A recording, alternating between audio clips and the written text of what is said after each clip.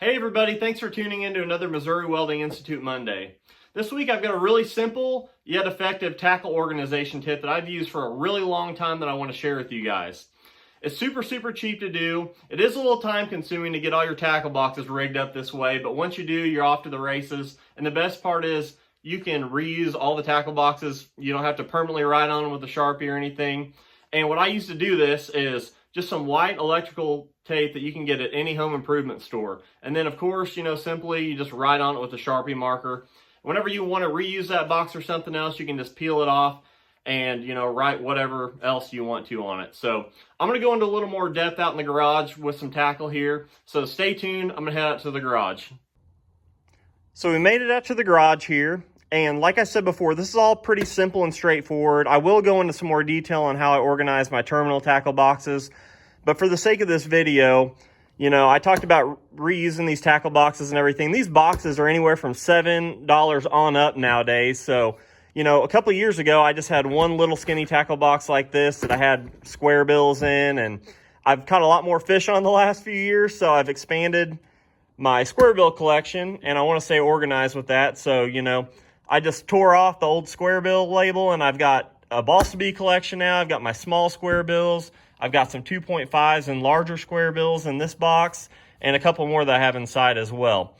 But what I really want to show you guys is how I organize my terminal tackle boxes. So a good example is like my live scope head box here. I pour a lot of my own stuff. I use do-it molds. I've got several different ones in here. I've got a modified poison head. And then I've got, the do-it freestyle mold, which is awesome. And what I want to do here is organize each divider. You can write on a card or whatever and stick it in the bottom of the tray or whatever, but it gets covered up by the jig heads and everything. And a couple things I'll write on these are the weights. The do it freestyle mold, it's in like 16th ounce increments, so it is super hard to tell them apart. Like right here, we got a 3/16 and a quarter, and they're nearly impossible to tell apart. So I like to write that on there. I also like to write down the hook on there as well.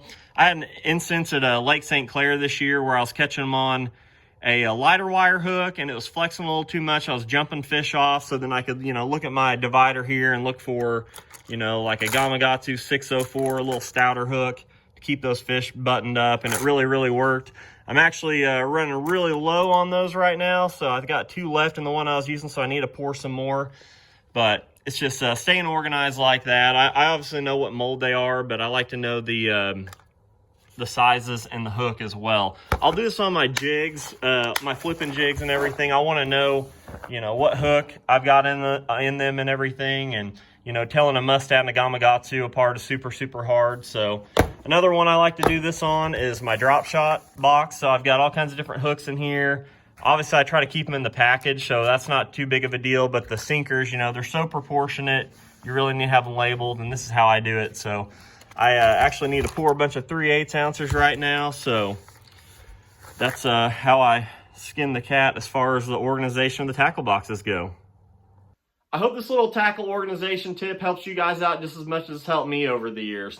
I know it saved me a lot of time and headaches out on the water and at home. If you're a tackle junkie just like I am, we all know how quickly that can get out of hand. So just a little $7 investment's about all it takes to stay organized and stay that way. I do want to remind everyone that Missouri Welding Institute is just 2 weeks out on their open house that they're holding on October 19th at their location in Nevada, Missouri.